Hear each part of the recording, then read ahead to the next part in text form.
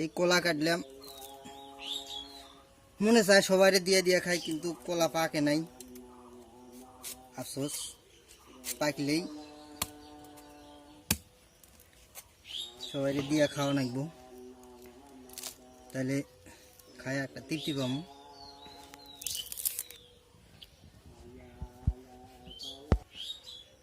এই সবজি কলা খাইতে অনেক মজা, অনেক ভিটামিন কলা।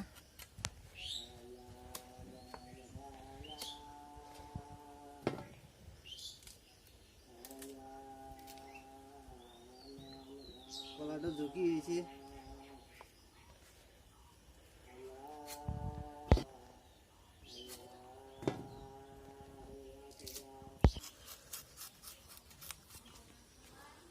কলার ঝুঁকি হইলে কাটো 1 2 3 4 5 6 কাইটে ছিলাম। পাইকলে আল্লাহর রহমতে সবাইকে দিয়ে দিয়ে খামু। আর এটা তুললাম তরকারি খাওয়ার জন্য। এই তরকারি খুব মজা, খুব ভালো হয় তরকারি, এই জন্য এই তরকারি আজকে এটা তরকারি খামু।